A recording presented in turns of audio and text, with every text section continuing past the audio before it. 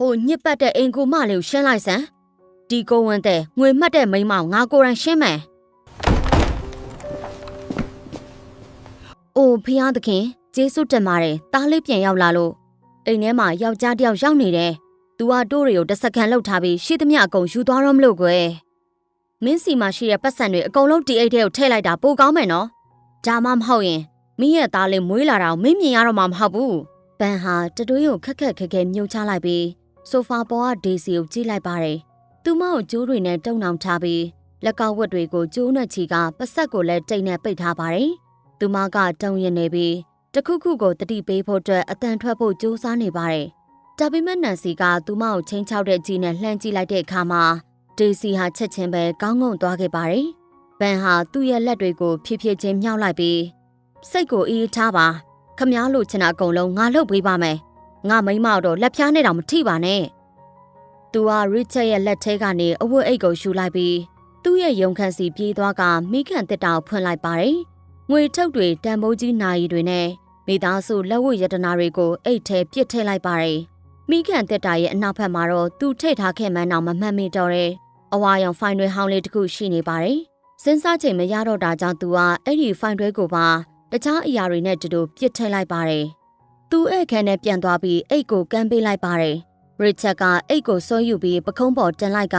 အနောက်ပေါက်တကားကနေတဆင်အနက်ရောင်ပစ်ကက်ကားစီကိုပြေးထွက်သွားပါတော့တယ်အဲ့ဒီချိန်ကျမှပဲပန်ဟာမာရီယာနာကိုတတိယသွားပါတယ်သူစင်းကြံလန်းအတိုင်းအဝတ်လျှော်ခန်းစီကိုပြေးသွားပြီးတကားကိုသူ့ပခုံးနဲ့ဝင်တိုက်ပြီးဖွင့်ချလိုက်ပါတယ်သူ့နှလုံးသားရက်တန့်သွားမတတ်ပါပဲမာရီယာနာဟာအဝတ်လျှော်ခန်းကျမ်းပြင်ပေါ်မှာတတိလက်မိန်မျောနေပါတယ်ပန်ဟာ911ကိုဖုန်းဆက်ပြီးလူနာတင်ရင်လွှတ်ပေးဖို့အကူအညီတောင်းခဲ့ပြီးဒေးစီရဲ့ခြေနေကိုကြည့်ဖို့ဧခန်းထဲကိုပြန်ပြေးသွားခဲ့ပါတယ်။ဒါပေမဲ့ဧခန်းထဲကိုသူဝင်သွားချိန်မှာသူ့အမေမရှိတော့ပါဘူး။ဒေးစီဟာနောက်ဆုံးတော့သူမပါဆက်ကတိတ်ကိုခွာချလိုက်ပြီးမျက်ရည်တွေနဲ့အော်ဟစ်လိုက်ပါတယ်။နန်စီထွက်ပြေးသွားပြီပန်။သူအဲ့ဒီလူနဲ့တူထွက်ပြေးသွားပြီ။ရှင်အမေကဘယ်တုန်းကမှတစ်စက္ကန့်မဟုတ်ခဲ့ဘူး။သူတို့နှစ်ယောက်ကလွန်ခဲ့တဲ့6လတည်းကတိတ်ပုံတွဲနေခဲ့ကြတာ။ပန်ဟာဧခန်းပတင်းပေါက်စီပြေးသွားခဲ့ရမှာတောင်ကျိုးလေးနားမှာပျောက်ကွယ်သွားခဲ့တဲ့အနက်ရောင်ပစ်ကတ်ကားကိုအချိန်မီလှမ်းမြင်လိုက်ရပါတယ်။ပေးခုံမှာတော့နန်စီပါသွားခဲ့ပါတယ်။သူတို့နှစ်ယောက်တူတူထွက်ပြေးသွားခဲ့ကြတာပါ။အဲ့ဒီအချိန်ကျမှပဲသူ့ကောင်းထဲမှာအရာအလုံးကဆက်ဆက်မိသွားပါတော့တယ်။သူ့ကိုတယောက်တည်းပြူစုပြိုးထောင်ခဲ့တဲ့အမျိုးသမီးသူ့ဘဝတစ်လျှောက်လုံးသူချစ်ခင်ယုံကြည်ခဲ့ရတဲ့အမျိုးသမီးဟာ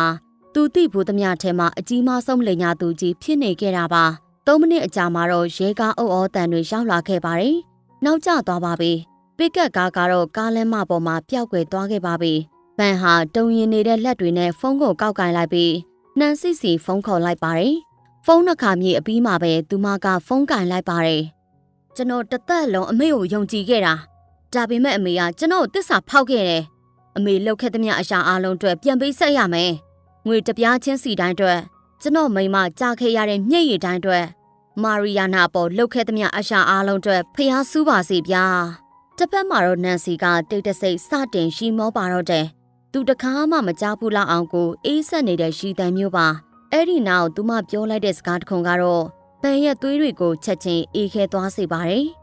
အဲ့ဒီဖိုင်တွဲထဲမှာပါရီပါလဲဆိုတာနဲ့သူ့အမေဖုန်းထဲကနေပါပြောခဲ့လဲဆိုတာကိုသိချင်တော့ but for လို့ comment ပေးခဲ့ကြပါနော်